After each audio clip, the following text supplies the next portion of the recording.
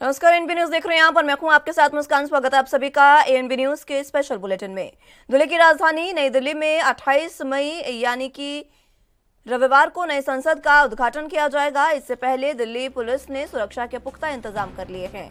28 मई को दिल्ली बॉर्डर पर पुलिस की भारी मौजूदगी रहेगी। साथ ही किसी को भी पार्लियामेंट के आसपास जुटने की इजाजत नहीं दी जाएगी। पुलिस ने किसी भी पंचायत या धरना प्रदर्शन को लेकर भी कोई परमिशन जारी नहीं की है। दरअसल 28 मई को खाप पंचायत ने प्रदर्शनकारी पहलवानों के पक्ष में महिला पंचायत बुलाई है। ये महिला पंचायत पार्लियामेंट के सामने करने की बात कही जा रही है। सूत्रों का मानना है कि दिल्ली पुलिस ने किसी भी स्थिति में निपटने के लिए तैयारियां पूरी कर ली है। साथ ही भीड़ न जुटने देने के लिए भी तैयारियां पुलिस की पूरी है। इसके लिए पुलिस ने दिल्ली के तमाम बॉर्डर पर सुरक्षा बढ़ा दी है। पुलिस ने किसी भी तरीके की पंचायत की परमिशन नहीं दी है।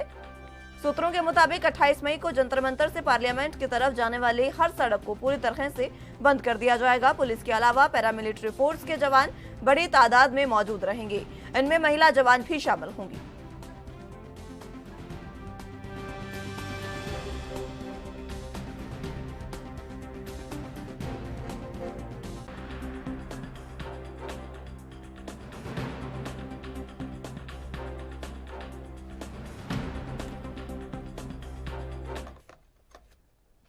इस खबर पर ज्यादा जानकारी के लिए दिल्ली से संवाददाता राजीव तिवारी हमारे साथ मौजूद हैं। राजीव, जिस तरीके से दिल्ली पुलिस ने लगातार तैयारियां शुरू कर दी हैं और लगभग पूरी कर ली हैं, क्योंकि 28 तारीख को यानी कल ही नए संसद भवन का उद्घाटन होने जा रहा है और इसको लेकर तैयारियां दिल्ली पुलिस की पूरे तरीके से सुदृढ़ है। क्या कुछ अहम जानकारी?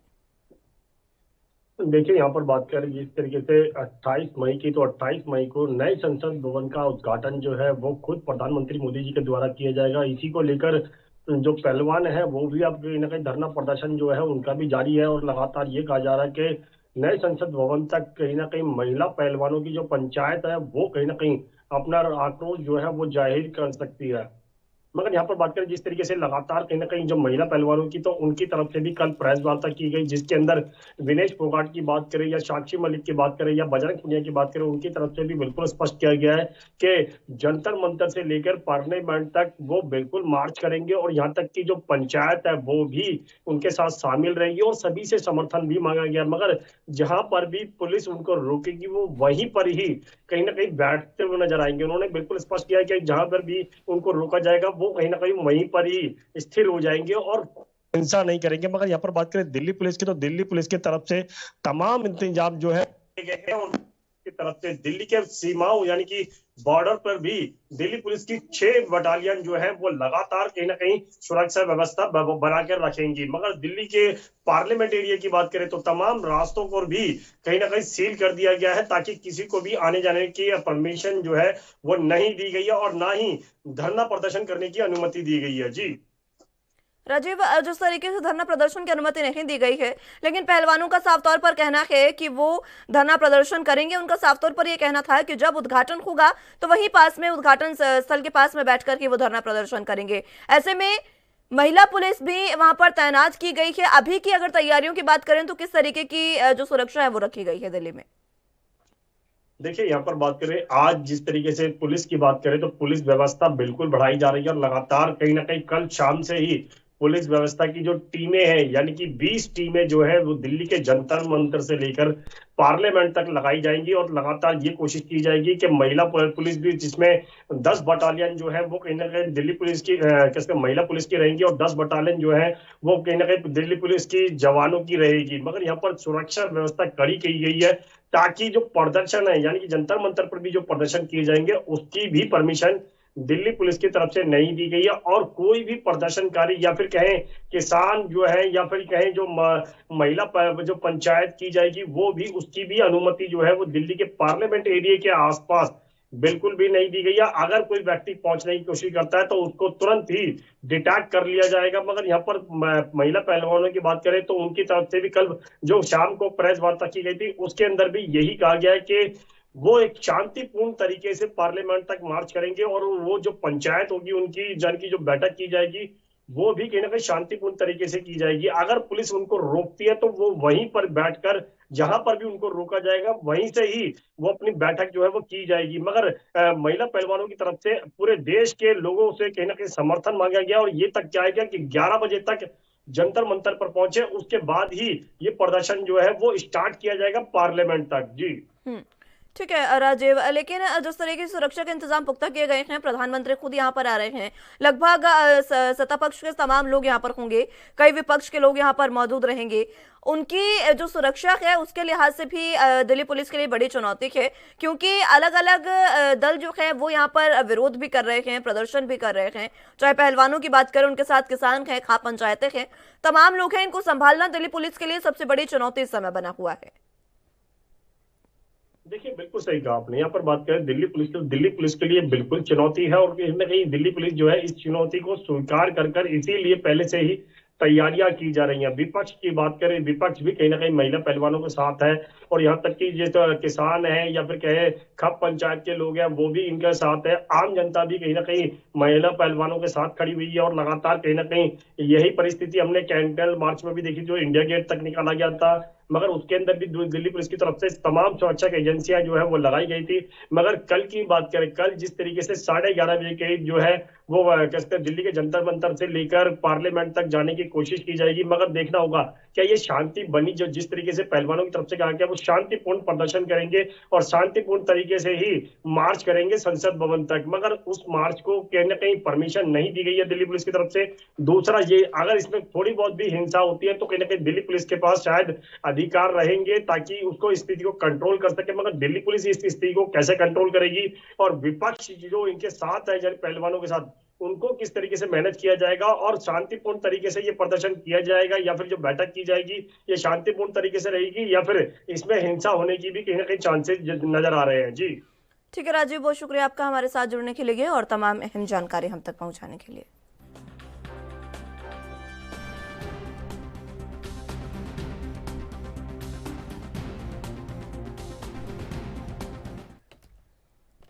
उत्तर प्रदेश में अब आम जनता के लिए सुविधा होने जा रही है। दरअसल उत्तर प्रदेश में अब राशन की दुकानों पर रोजमर्रा की चीजें भी मिलेंगी। इसको लेकर उत्तर प्रदेश के मुख्यमंत्री योगी आदित्यनाथ ने आदेश जारी किए हैं, जिसके बाद बीते बुधवार को सरकार की ओर से इसका नोटिफिकेशन भी जारी कर दिया गया है। इस आदेश के बाद यूपी की उचित दर की दुकानों पर अब दूध, ब्रेड, मसाले, सौंदर्य प्रसाधन सामग्री, छाते और टॉर्च जैसी 35 जन उपयोगी वस्तुएं मिलेंगी। उचित दर की दुकानों से अब उक्त सामान के साथ गुड़, घी, नमकीन, पैक सूखे मेवे, पैक्ड मिक्स, मिठाई, दूध पाउडर, तमाम इस तरह की चीजें जो है वो मिलेगी। साथ ही वॉल हैंगर, डिटर्जेंट पाउडर, बर्तन धोने वाला बार, इलेक्ट्रॉनिक सामान, दीवार खड़ी, माचिस, नायलॉन और जूट की रस्सी, प्लास्टिक का पाइप और प्लास्टिक की बाल्टी, इस तरह की चीजें भी विक्रेता खरीद सकेंगे। योगी सरकार के आदेश के तहत उचित दर की दुकानों पर हैंडवॉश, बाथरूम क्लीनर और बेबी केयर के उत्पाद भी मिलेंगे, जिससे आम आदमी को अब एक ही दुकान पर राशन के तमाम चीजों का फायदा मिल सकेगा।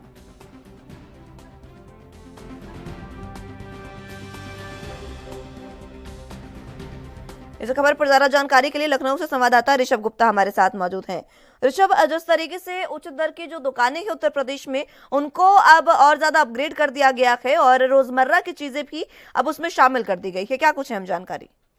देखिए, आपको बताते चले कि योगी सरकार ने एक आदेश दिया है कि अब यूपी की उचित दर दुकानों में रोजमर्रा के वो सामान 35 जन उपयोगी वस्तुएं मिल पाएंगी, जिससे आम जनमानस को लाभ होगा और इधर उधर भटकना भी नहीं पड़ेगा। इससे जैसे अगर बात की जाए कि जो उचित दर की दुकानें हैं उनमें अभी तक फिलहाल गेहूं, चावल, मिट्टी का तेल, इस तरह की तमाम चीजें मिलती रही हैं, लेकिन कहीं ना कहीं अगर जो बात की जाए तो अब उत्तर प्रदेश सरकार ने कोटेदारों को भी लेके एक अहम फैसला दिया है, जिससे उनकी कमाई भी बढ़ सकेगी और जिसको लेकर लगातार योगी सरकार पहले से भी तैयारियां करती रहती थी। अगर बात करें योगी सरकार की तो लगातार देखिए, चाहे आय दोगुनी बढ़ाने की बात की जाए कोटेदारों की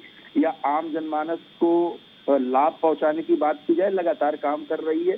उचित दर दुकानों में अब घी, गुड़, नमकीन, सूखे मेवे, तमाम ऐसी चीजें हैं जो जन उपयोगी हैं, वो लगातार मिलेंगी।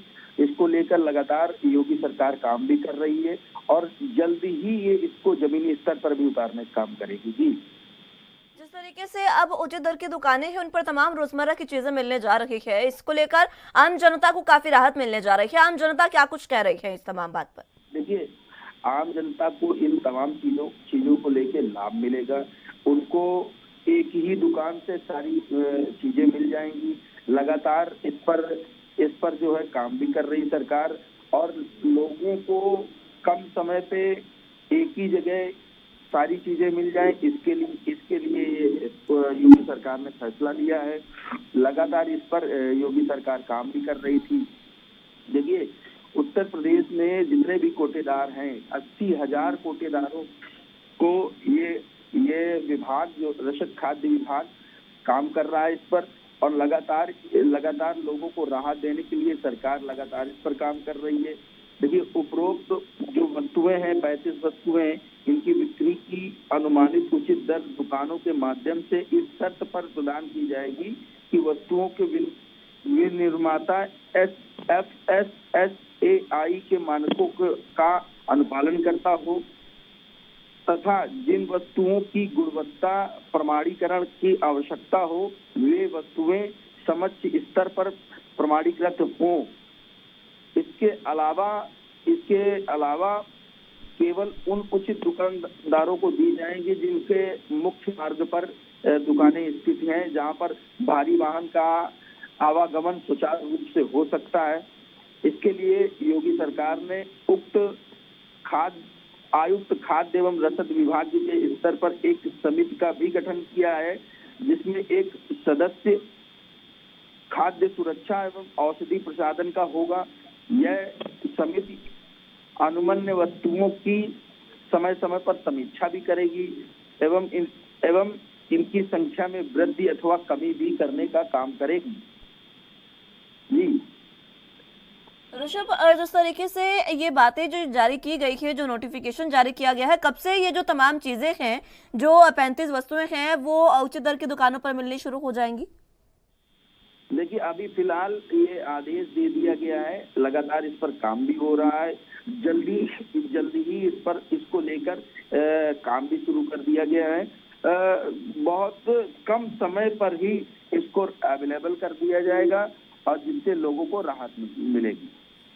आम लोगों को राहत मिलेगी, लेकिन कई बार दुकानदार ऐसे भी हैं जो एक्सपायरी वस्तुएं भी बेच देते हैं, तो उसको लेकर किस तरीके की जो जानकारी यहाँ पर है, क्योंकि जो चीजें यहाँ पर मिलने जा रही हैं उनका एक्सपायरी चेक करना, उनके तमाम जो सुविधाएं हैं वो चेक करना भी काफी जरूरी हो जाता है। देखिए, आपको बताते चलें कि जितने भी ये वस्तुएं बढ़ाई गई हैं, जो भी ये रोजमर्रा की वस्तुएं हैं, लगातार इस पर रसद खाद्य विभाग एक समिति का गठन किया जाएगा। इस समिति का कार्य खाद्य सुरक्षा एवं औषधि प्रसाधन का एक व्यक्ति होगा जो लगातार इसकी मॉनिटरिंग करेगा, इसकी जांच करेगा कि कहीं कोई एक्सपायरी तो नहीं है। लगभग 6 महीने का भी समय दिया जाएगा कि ऐसा कोई सामान ना हो जो 6 महीने से कम का हो और उसकी एक्सपायरी नजदीक हो।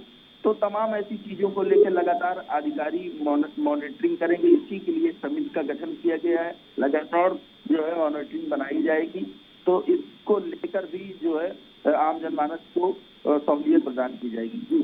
जो निगरानी समिति बनाई गई है, क्या वो समय समय के एक निश्चित अंतराल पर इन तमाम चीजों को चेक करेगी? क्या इसकी जांच पड़ताल की जाएगी?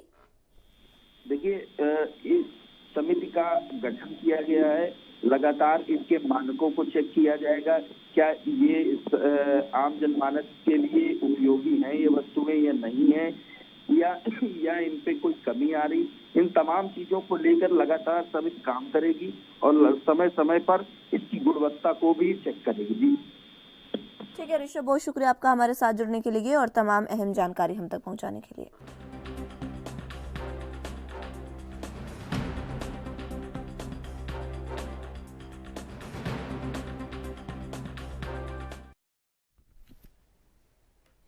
पंजाब के ऊर्जा मंत्री सरदार हरभजन सिंह एटीओ ने शुक्रवार को सब डिवीजन टांडा और भोगपुर के उपभोक्ताओं को 66 केवी सबस्टेशन गांव कल्याणपुर समर्पित किया है।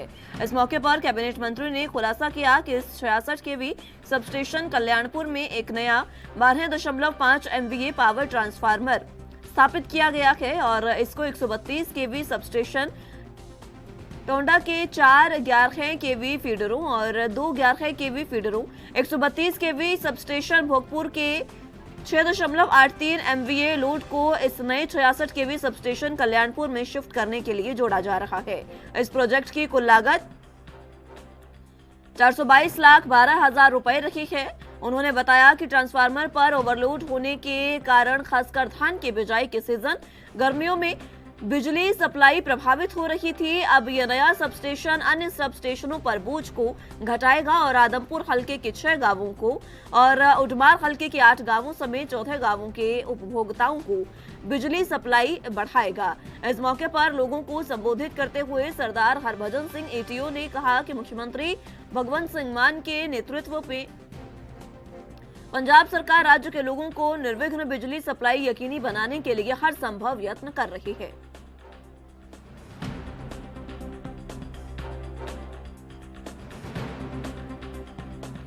इस खबर पर ज्यादा जानकारी के लिए संवाददाता विजय वोहरा हमारे साथ मौजूद हैं। विजय, जिस तरीके से 66 केवी का सबस्टेशन जो है वो कल्याणपुर को समर्पित किया गया है, किस तरीके की सुविधाएं इस सबस्टेशन से लोगों को मिलने जा रही है? बिल्कुल, पंजाब भर में धान की बिजाई को देखते हुए पानी की बिजली की किल्लत ना हो, इसलिए पूरे पंजाब भर में 20 MVA पावर ट्रांसफार्मर वाले 40 नए 66 केवी सबस्टेशन स्थापित किए जा रहे हैं। बिजली मंत्री हरभजन सिंह एटीओ ने जलंधर के भोगपुर कल्याणपुर सबस्टेशन को समर्पित किया। आपको बता दें कि घास की बिजाई में अक्सर बिजली की दिक्कत को देखते हुए सरकार की तरफ से ये सारे कार्य किए जा रहे हैं, सबस्टेशन स्थापित किए जा रहे हैं। बिजली मंत्री एटीओ ने कहा कि धान की बिजाई के सीजन में सरकार निर्विघ्न 8 घंटे बिजली सप्लाई को यकीनी बना रही है। उन्होंने तैयारियों का जायजा लेते हुए संबंधित अधिकारियों को सारे ट्रांसफार्मर और ट्रांसमिशन लाइनों की जांच करने के आदेश भी दिए। अगर कोई उसमें खराबी है तो उसको तुरंत ठीक करने के निर्देश भी दिए। उन्होंने ये भी बताया कि 20 मई से 31 मई तक धान की सीधी बिजाई के लिए हर एक खेतीबाड़ी फीडर को 8 घंटे निर्विघ्न सप्लाई दी जाएगी। खासतौर से पंजाब सरकार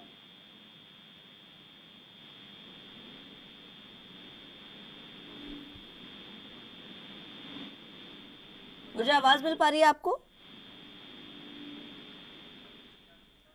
चलिए, संपर्क उनसे टूट चुका है, एक बार फिर से उनको जोड़ने की कोशिश करेंगे। लेकिन आपको बता दें कि 66 केवी के सबस्टेशन कल्याणपुर को समर्पित किए गए हैं। इससे अब पंजाब में आपको बता दें कि पूरे पंजाब में 66 केवी के जो सबस्टेशन हैं वो लगाए जा रहे हैं ताकि धान का क्योंकि सीजन है और गर्मियां ज़्यादा है तो बिजली का जो लोड है वो ज़्यादा ट्रांसफार्मर पर बढ़ रहा है। उस लोड को कम करने के लिए अलग सबस्टेशन बनाए जा रहे हैं ताकि बिजली आम लोगों को जाने में किसी भी प्रकार से बाधित ना हो। और अगर ये सबस्टेशन बन रहे हैं तो इससे बिजली की आपूर्ति लोगों को सुनिश्चित की जा रही है। हमारे साथ संवाददाता विजय वोहरा एक बार फिर से जुड़ चुके हैं। विजय, आवाज मिल पा रही है आपको? जी, अपनी बात पूरी करें। बिल्कुल, बिजली मंत्री हरभजन सिंह एटीओ ने जलंधर के कल्याणपुर सबस्टेशन जो है उसको एक नया वो दिए हैं। पूरे पंजाब भर में 20 MVA पावर ट्रांसफार्मर वाले 40 नए 66 केवी सबस्टेशन स्थापित किए जा रहे हैं। बिजली मंत्री एटीओ ने साफ तौर पे कहा है पंजाब सरकार जो है किसानों के हित में और धान की बिजाई में किसी तरह की दिक्कत ना आए इसलिए पूरा कार्य कर रही है। साफ तौर पर उन्होंने कहा है कि बिजली सप्लाई को यकीनी बनाया जाएगा, निर्विघ्न बिजली दी जाएगी। उन्होंने तैयारियों का जायजा भी लिया। तैयारियों का जायजा लेते हुए अधिकारियों को निर्देश दिए हैं कि भी किसी तरह की भी बिजली की दिक्कत नहीं आनी चाहिए। अगर कोई दिक्कत है, कोई ट्रांसमिशन लाइनों की दिक्कत है तो उसको तुरंत जो है ठीक करने के निर्देश भी दिए। उन्होंने ये भी बताया कि 20 मई से 31 मई तक धान की बिजाई की जो सीधी बिजाई होनी है तो हर एक खेतीबाड़ी फीडर को 8 घंटे तक निर्विघ्न सप्लाई दी जाएगी ताकि धान की बिजाई में किसी तरह की भी कोई दिक्कत ना आए। लोगों को बिजली आपूर्ति पूरे तरीके से सुनिश्चित करने के लिए जो भगवंत मान की सरकार है वो लगातार कार्य कर रही है और ये कहा गया है कि किसी भी तरीके से लोगों तक 24 घंटे बिजली पहुंचाई जाएगी और धान का सीजन भी है। ऐसे में पंजाब में कहीं कहीं बिजली के कट भी लग रहे थे, उन कट से कहीं ना कहीं राहत अब जनता को इन सब स्टेशन से मिल सकती है। बिल्कुल, इस मौके पर कैबिनेट मंत्री ने खुलासा भी किया, जो बिजली मंत्री हरभजन सिंह रेड्डी, उन्होंने कहा भी 66 केवी सब स्टेशन कल्याणपुर को जो नया 12.5 MVA पावर ट्रांसफर स्थापित किया गया है, इसको 132 केवी सब स्टेशन टांडा के 4 केवी फीडर कल्याणपुर गांव गिद्दरपिंडी धुआं को दशमल 11 नए केवी जो कि 132 केवी सब स्टेशन भोगपुर के MVA लोड को नए सब स्टेशन से जोड़ा जा रहा है, ताकि साफ तौर पर कहा भी जलंधर एरिया ही नहीं पूरे पंजाब भर में किसी भी किसान को बिजली की दिक्कत ना आए, क्योंकि धान की बिजाई में पानी की जरूरत होती है। पानी की अगर बिजली नहीं होगी तो पानी कहाँ से दिया? साफ तौर पर उन्होंने कहा भी धान की बिजाई में किसानों को किसी तरह से भी कोई दिक्कत नहीं आएगी। सरकार निगम बिजली जो है 8 घंटे सप्लाई करेगी। जी ठीक है विजय, बहुत शुक्रिया आपका हमारे साथ जुड़ने के लिए और तमाम अहम जानकारी हम तक पहुंचाने के लिए।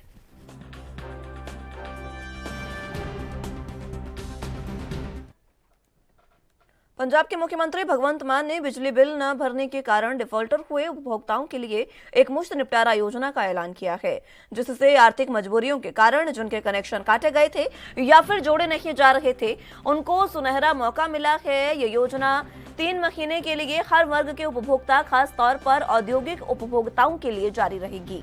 मुख्यमंत्री ने कहा कि PSPCL की सभी श्रेणियों के उपभोक्ताओं, खासतौर पर औद्योगिक उपभोक्ताओं जिनके कनेक्शन आर्थिक मजबूरी के कारण बिल जमा न करवाने के कारण काटे गए थे या बकाया रकम क्लियर न होने के कारण कनेक्शन फिर से जोड़े नहीं जा रहे हैं, उनको एक सुनहरा मौका देते हुए PSPCL द्वारा OTS 3 महीनों के लिए चालू की जा रही है। मुख्यमंत्री ने कहा कि OTS के अधीन बिलों की बकाया रहते डिफॉल्टरिंग रकम को देरी से अदायगी पर ब्याज 9% की साधारण दर के हिसाब से लिया जाएगा। उन्होंने कहा कि अगर कनेक्शन काटने की तारीख से कनेक्शन जोड़ने की समय सीमा 6 महीने या इससे से कम है तो कोई भी डिफॉल्टर चार्जेस नहीं लिए जाएंगे।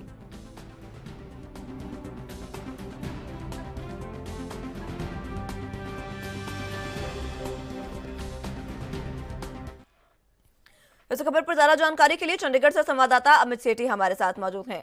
अमित, जिस तरीके से पंजाब की भगवंत मान सरकार बिजली सुनिश्चित कर रही है तमाम लोगों को, इसी के साथ जो लोग बिजली का बिल नहीं भर पाए हैं, जिनको डिफॉल्टर घोषित कर दिया गया है, उनके लिए भी एक राहत की खबर लेकर आई है। एक मुश्त निपटारा योजना की शुरुआत की गई है, क्या कुछ ये योजना में खास रहा?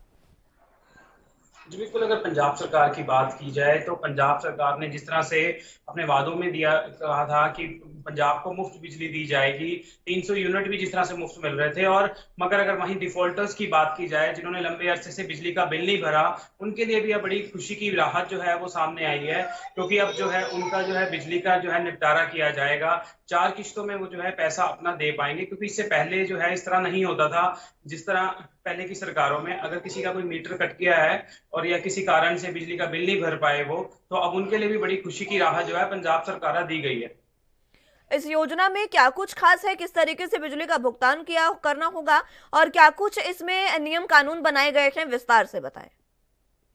बिल्कुल, अगर योजना की बात की जाए तो आपका जो है जिन लोगों के पिछले लंबे अरसे से मीटर कटे हुए हैं, जो अपने बिजली का बिल नहीं भर पाए, वो अब जो है बिजली विभाग, बिजली दफ्तर में जाएंगे, वहां जाके उनको एक एप्लीकेशन देनी होगी कि हमारे यहाँ जो है अब इसका सेटलमेंट किया जाए। तो अब 4 किश्तों में जो है वो पेमेंट जो है अपनी जमा करा पाएंगे।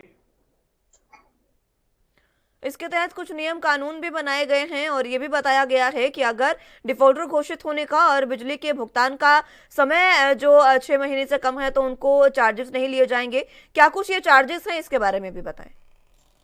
जी बिल्कुल, जिस तरह से जो चार्जेस लगते थे, कईयों का लाख 2-2 लाख रुपए का बिल भी है, उसके ऊपर जिस तरह से ब्याज जो लगाया जाता था, ब्याज भी जो है अब माफ कर दिया गया है। हालांकि साथ में ये कहा गया कि अगर अब जो समा दिया जाएगा, अगर उसमें जो है अगर आप ब्याज नहीं अपना अगर पैसे नहीं दे पाते हैं तो उसमें जो है ब्याज लगाने की जो है 9% की जो है बात की जा रही है कि जो अब जो अगला समय आएगा उसको ब्याज देना पड़ेगा, पिछला ब्याज जो है वो आपका माफ कर दिया जाएगा। अब देखना होगा कि अब जो लोग जो है जाते हैं और कितना कि जो उनको जो है राहत मिलती है, क्योंकि बिजली विभाग जो है अब जो है निपटारे करेगा जो बिजली के बिल पेंडिंग है। बहुत शुक्रिया अमित आपका तमाम अहम जानकारी के लिए।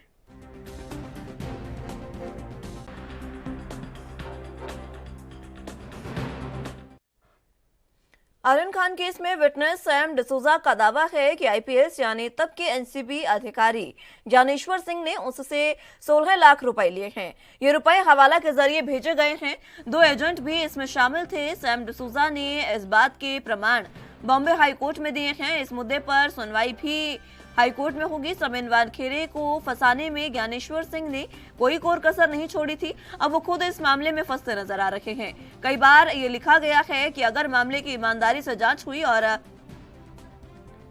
पूरी तहकीकात की गई तो आर्यन खान फिर से जेल जाएगा और ज्ञानेश्वर सिंह भी गिरफ्तार होंगे।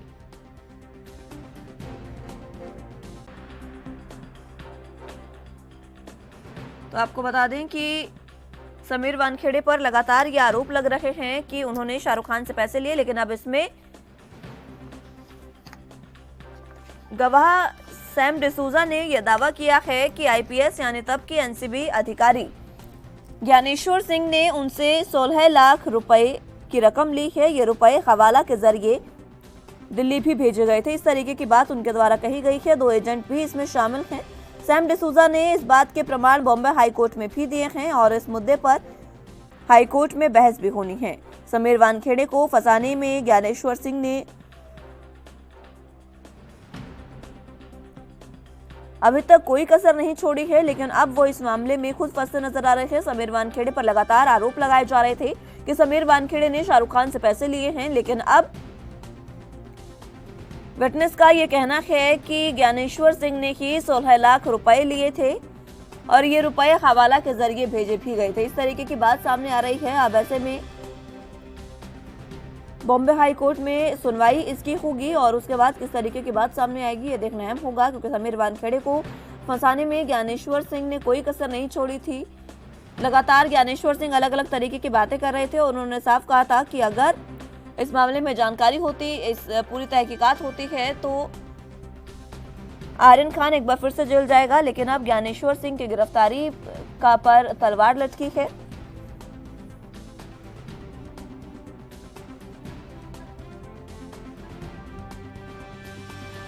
पूरे मामले में बॉम्बे हाईकोर्ट में सुनवाई होगी और उस सुनवाई में कई अहम बातें सामने आएंगी।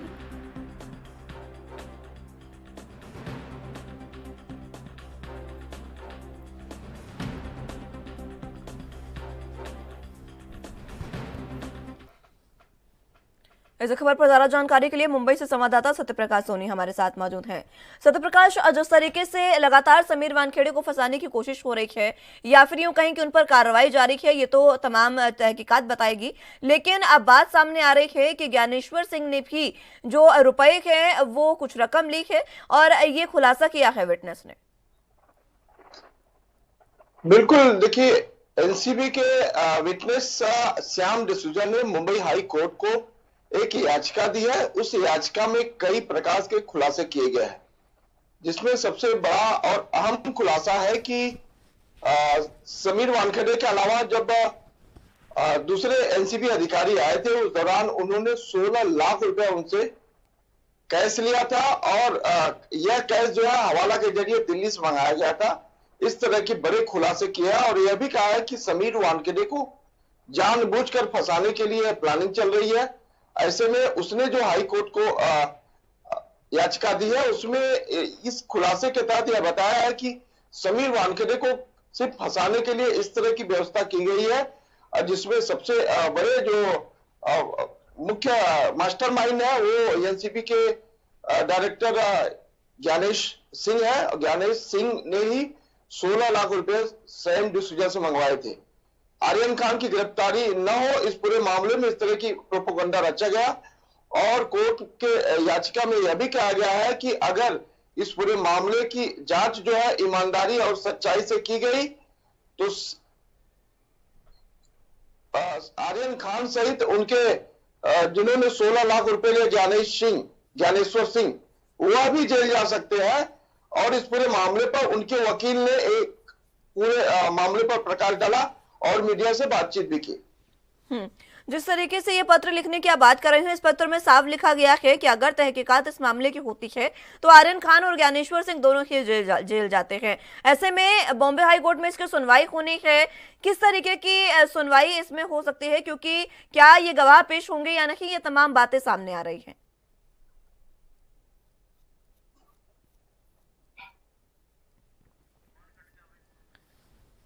चलिए, संपर्क उनसे टूट चुका है, एक बार फिर से उनको जोड़ने की कोशिश करेंगे। तो आपको बता दें कि आर्यन खान केस में लगातार समीर वानखेड़े पर शिकंजा कस रहा है।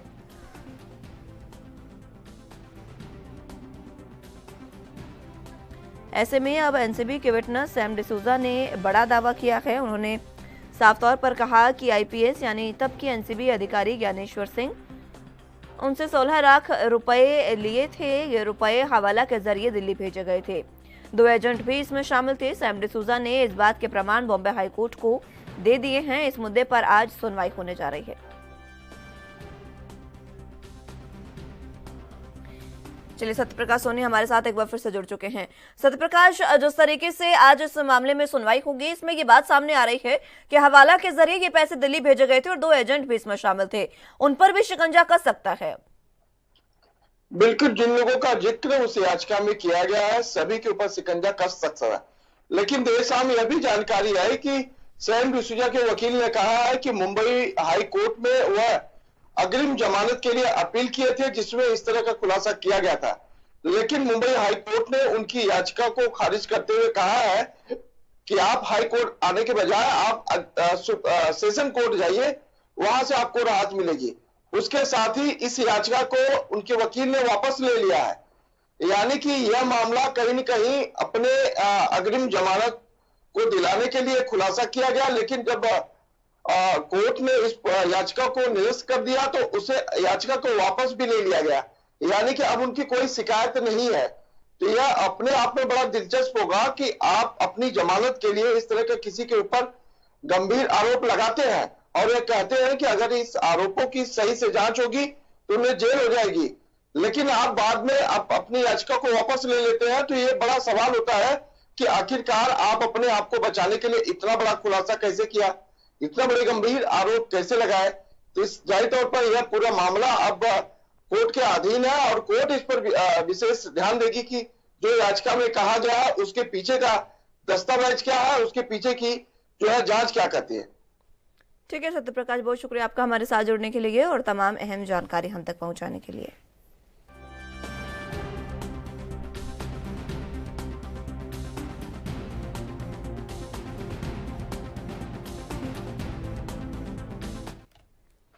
मुख्यमंत्री पुष्कर सिंह धामी शुक्रवार से 3 दिवसीय दिल्ली दौरे पर हैं। वो आज यानी 27 मई को प्रधानमंत्री नरेंद्र मोदी की अध्यक्षता में होने वाली नीति आयोग की गवर्निंग काउंसिल की बैठक में भाग लेंगे।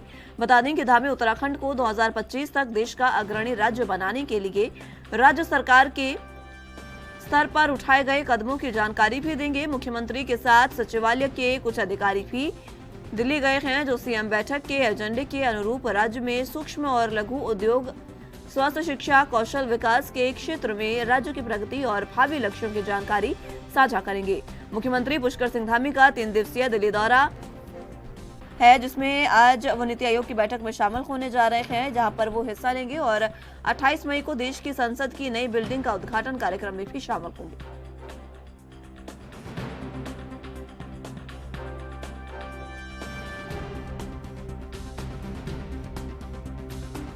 इस खबर पर ज्यादा जानकारी के लिए संवाददाता अमित चौधरी हमारे साथ मौजूद हैं। अमित, नीति आयोग की बैठक में मुख्यमंत्री शामिल होने जा रहे हैं, किस तरीके की अहम जानकारी? देखिए मुस्कान, बिल्कुल उत्तराखंड के मुख्यमंत्री पुष्कर धामी बीते रोज यहाँ दिल्ली पहुंच चुके हैं और आज यहाँ पर नीति आयोग की बैठक होनी, जो नरेंद्र मोदी देश के प्रधानमंत्री हैं उनकी अध्यक्षता में बैठक होगी और उसमें जो यहाँ पर 2025 को लेकर जो अग्रणी राज्य बनाने की भूमिका में लगातार पुष्कर सिंह धामी लगे हुए हैं उत्तराखंड को, उसको लेकर के यहाँ पर जो कई कदम यहाँ पर उठा चुकी है उत्तराखंड सरकार, उसकी कहीं ना कहीं जानकारी यहाँ पर साझा करेंगे मुख्यमंत्री यहाँ पर पुष्कर सिंह धामी यहाँ पर प्रधानमंत्री नरेंद्र मोदी के साथ। और यहाँ पर कई प्रकार से जो बात की जाए, जो बैठक में एजेंडे के रूप में राज्य के जो सूक्ष्म लघु उद्योग है, स्वास्थ्य, शिक्षा है, कौशल विकास आदि के क्षेत्र में राज्य की प्रगति और भावी लक्ष्यों की जानकारी तो कहीं ना कहीं वो प्रधानमंत्री को देने वाले हैं। उसके साथ ही यहाँ पर आपको बता दूं कि यहाँ पर जो जानकारी मिल रही है उसमें मुख्यमंत्री के साथ मुख्य सचिव डॉक्टर एस संधू और सचिव न्यूटन आर मीनाक्षी सुंदरम भी मुख्यमंत्री सचिवालय के अधिकारी यहाँ पर उनके साथ हैं। और जो यहाँ पर कहीं ना कहीं जो राज्य में जो काम हो रहा है उसका कहीं ना कहीं जो जानकारी वो यहाँ पर प्रधानमंत्री से साझा कर सकते हैं। तो पूरी तरीके से बैठक काफी अहम बात बताई जा रही है। और कल यहाँ पर जो संसद नया भवन जो संसद का बना है उसमें उसके उद्घाटन से कहीं ना कहीं मुख्यमंत्री यहाँ पर रहने वाले हैं। जी अमित, जिस तरीके से सीएम धामी पहुंचे हैं दिल्ली और नीति आयोग की बैठक में आज शामिल होंगे, क्या आयोग की बैठक के बाद वो प्रधानमंत्री से सीधे भी कोई मुलाकात कर सकते हैं? क्योंकि पहले भी ऐसा रहा है जब उन्होंने मुलाकात की हो और प्रदेश के कई मुद्दों के बारे में उनको जागरूक करवाया हो। देखिए, क्योंकि यहाँ पर बैठक को लेकर तो जानकारी मिल पाई है, उसमें यही बात सामने आई है कि यहाँ पर जो 2025 को लेकर अग्रणी प्रदेश बनाने की जो लगातार कोशिश कहीं ना कहीं मुख्यमंत्री तरफ से की जाती है, उसमें तमाम कार्य राज्य में किस प्रकार से होने हैं, कौन से कार्य यहाँ पर हुए हैं, उसी के संबंधित यहाँ पर जो सचिवालय के अधिकारी हैं उनको भी कहीं ना कहीं अपने साथ लेके वो कहे हैं कि जो रोड मैप कहीं ना कहीं उत्तराखंड के जो कामों में लगातार बन रहा है उसमें किस प्रकार से काम होने हैं, क्या काम हो चुके हैं, किन प्रकार को होने के लिए क्या दिक्कतें आ रही हैं सामने और किस प्रकार से वो किस समावधि में आगे होने हैं, इन सभी की जानकारी कहीं ना कहीं प्रधानमंत्री साझा करेंगे।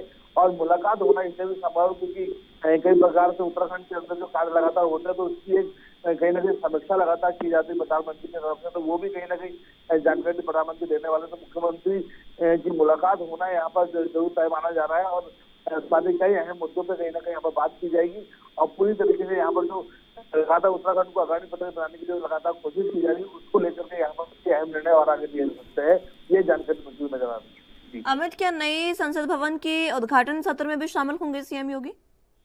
बिल्कुल, यहाँ पर कल जो नया संसद भवन जो बनाया गया उसका उद्घाटन कल होना है और उसको लेकर के जो तमाम राज्य के मुख्यमंत्री यहाँ पर जो लगातार पहुंचे उसके साथ यहाँ पर मुख्यमंत्री पुष्कर धामी को भी आमंत्रित किया गया था। उसके लिए यहाँ पर कल वो यहाँ पर रहने वाले हैं और उसके उद्घाटन में यहाँ पर रह करके यहाँ पर कहीं ना कहीं वो यहाँ पर इस कार्यक्रम को शोभा बढ़ाने जा रहे हैं। ठीक है अमित, बहुत शुक्रिया आपका हमारे साथ जुड़ने के लिए और तमाम अहम जानकारी हम तक पहुँचाने के लिए।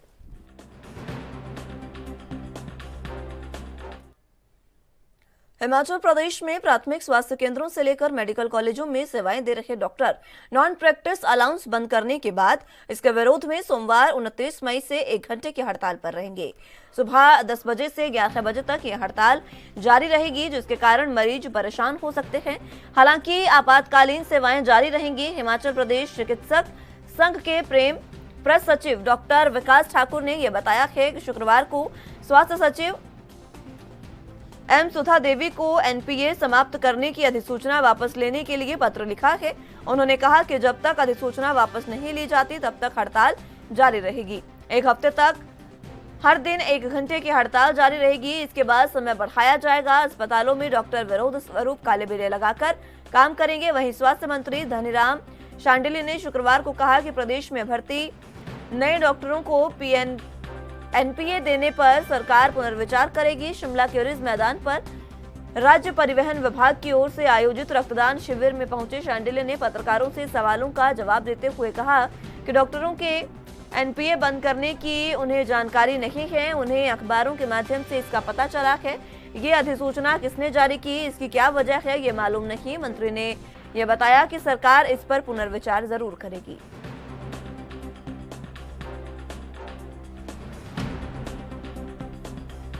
इस खबर पर हिमाचल प्रदेश से ब्यूरो चीफ टीना ठाकुर हमारे साथ मौजूद हैं। टीना जी, 1 घंटे की हड़ताल करने वाले हैं डॉक्टर और 1 हफ्ते तक रोजाना 1 दिन की हड़ताल रहेगी, जिससे मरीज परेशान हो सकते हैं। किस तरीके की है हड़ताल?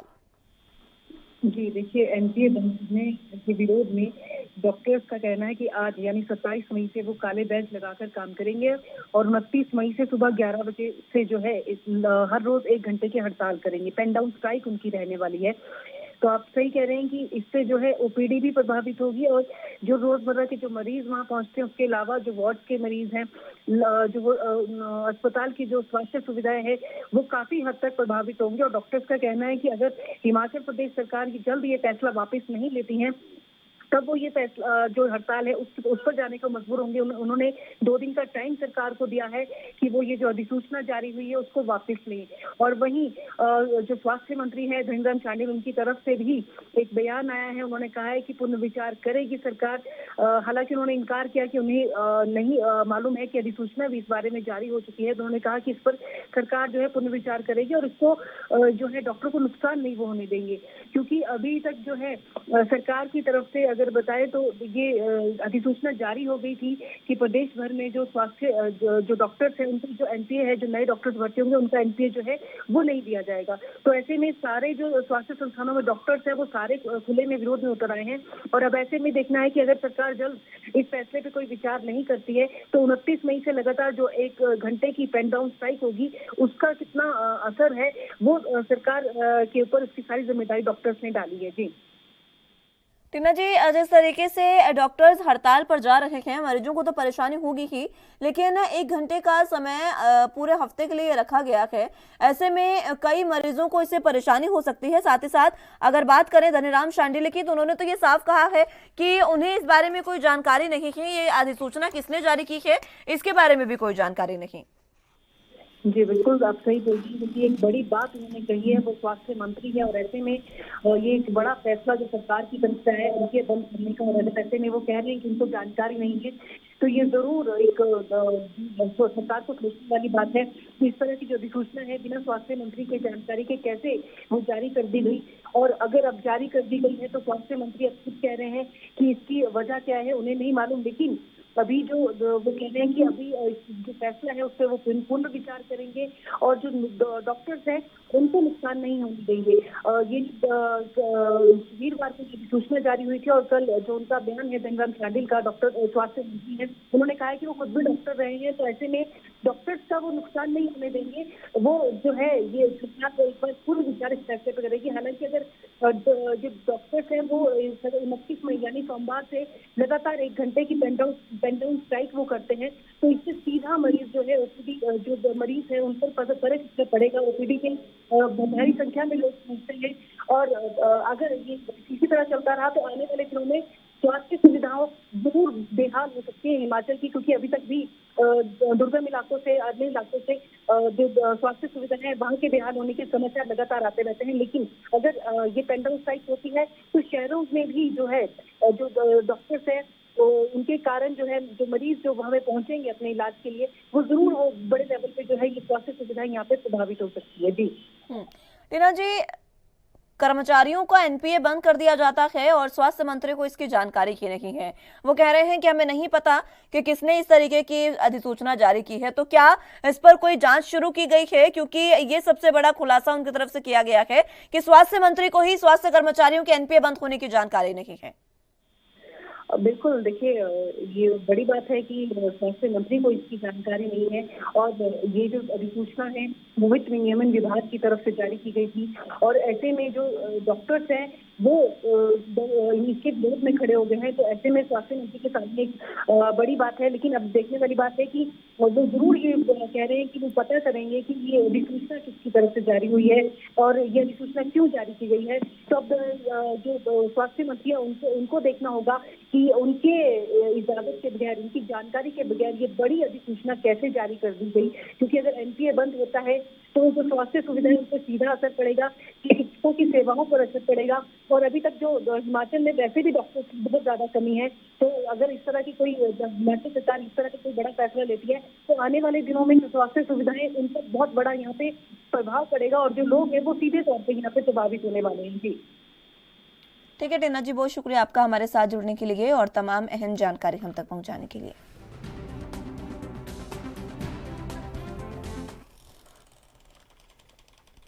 मुख्यमंत्री नई दिल्ली में रात्रि विश्राम किया है और 29 मई को नीति आयोग की बैठक में वो शामिल होने जा रहे हैं। इसमें चर्चा है कि इस बैठक में प्रधानमंत्री नरेंद्र मोदी, गृह मंत्री अमित शाह से मुख्यमंत्री मुलाकात कर सकते हैं। राजधानी में दिन भर होने वाले इस बैठक के लिए सभी राज्यों के मुख्यमंत्रियों को बुलाया गया है। सीएम बघेल भी इस बैठक में 5वें नंबर पर संबोधित करेंगे। बैठक में प्रभारी मुख्य सचिव सुब्रत साहू, वित्त सचिव अंकित आनंद भी मौजूद रहेंगे। आपको बता दें कि कल से ही सीएम भूपेश बघेल दिल्ली के दौरे पर हैं और दिल्ली में वो रहे हैं। अब नीति आयोग की बैठक में वो शामिल होंगे और कई मुद्दों को वो उठाएंगे। प्रदेश के कई मुद्दे इस बैठक में सीएम बघेल द्वारा उठाए जाएंगे।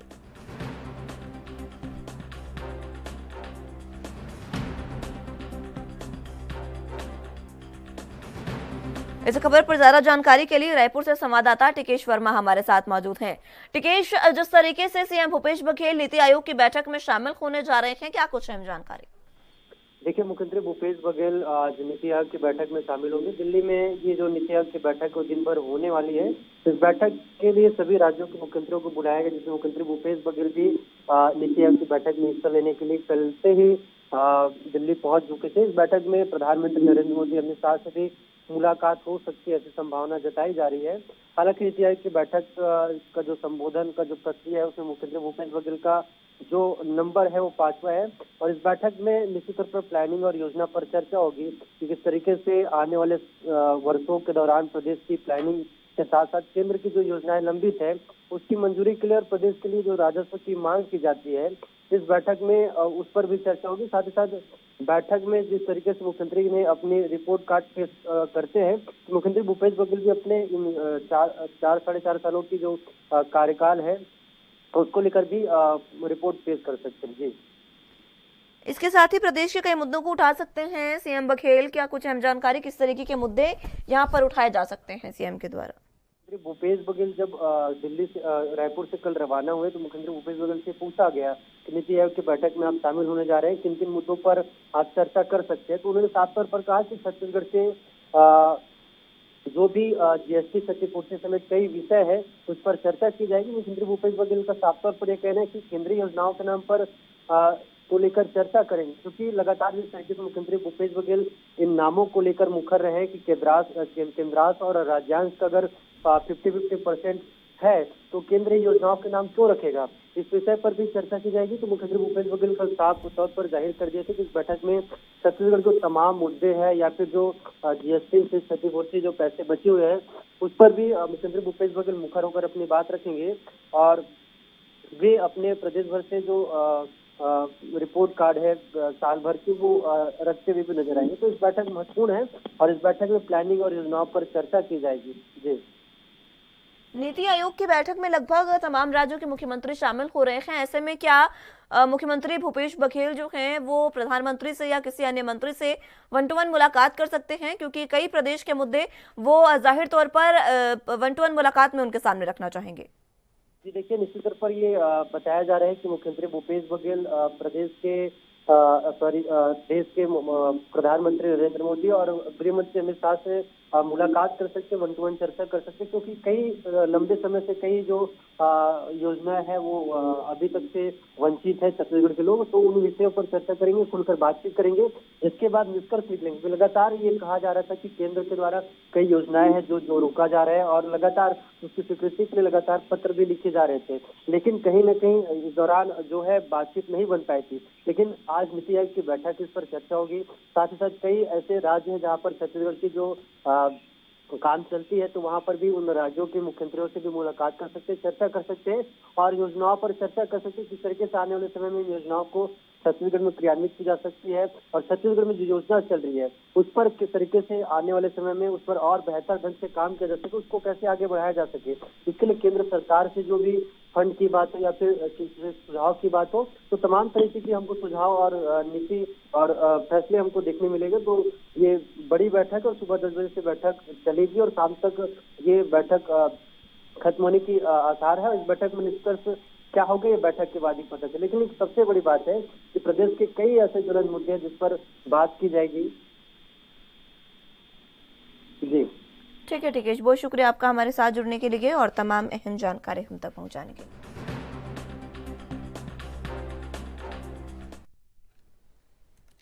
जम्मू कश्मीर टेरर फंडिंग मामले में राष्ट्रीय जांच एजेंसी ने प्रतिबंधित जम्मू कश्मीर लिबरेशन फ्रंट के प्रमुख यासिन मलिक के खिलाफ मौत की सजा की मांग करते हुए दिल्ली उच्च न्यायालय का रुख किया है। मालूम हो कि पिछले साल जम्मू कश्मीर ट्रायल कोर्ट ने यासिन मलिक को उम्र कैद की सजा सुनाई थी। जम्मू कश्मीर में टेरर फंडिंग को लेकर लगातार कार्रवाई की जा रही है। एनआईए ने आतंकवाद संबंधित मामलों को लेकर लगातार कार्रवाई कर रही है और हाल ही में एनआईए ने टेरर फंडिंग के मामले में किश्तवाड़ में 5 अलग अलग जगहों पर छापेमारी की थी। इसके साथ ही बारामूला में 11 ठिकानों पर एनआईए ने छापेमारी की थी। एनआईए की टीम केंद्रीय रिजर्व पुलिस बल और जम्मू कश्मीर पुलिस के साथ मिलकर केंद्र शासित प्रदेश के बारामूला में 11 और किश्तवाड़ जिले के 5 स्थानों पर तलाशी भी उन्होंने ली थी। प्रतिबंधित संगठन जमाते इस्लामी से जुड़े लोगों के घरों पर छापेमारी की गई। टेरर फंडिंग और ओवरग्राउंडेड नेटवर्क के सिलसिले में छापेमारी की जा रही है।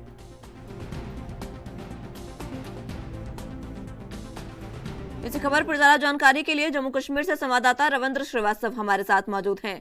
रविंद्र, जिस तरीके से यासिन मलिक को मौत की सजा सुनाए जाने को लेकर दिल्ली हाईकोर्ट का रुख एनआईए करने जा रही है, क्या कुछ अहम जानकारी?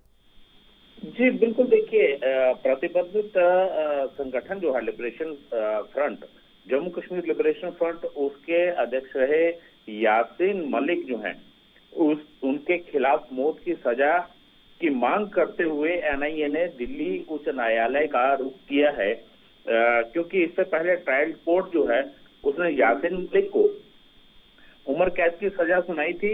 लेकिन एनआईए का तर्क ये है कि जिस प्रकार के अपराध यासिन मलिक ने किए हैं, देशद्रोह और राष्ट्र के खिलाफ कई आपराधिक मामले जो हैं यासिन मलिक ने किए हैं, कई सैनिकों की हत्याएं की हैं, तो ऐसे मामलों में यासिन मलिक को मौत की सजा होनी चाहिए। लेकिन इससे पहले ट्रायल कोर्ट ने जो है यासिन मलिक की उम्र कैद को, यासिन मलिक की सजा को उम्र कैद में बदल दिया था। लेकिन कहा जाए तो अब एनआईए ने रुख किया है हाई कोर्ट का।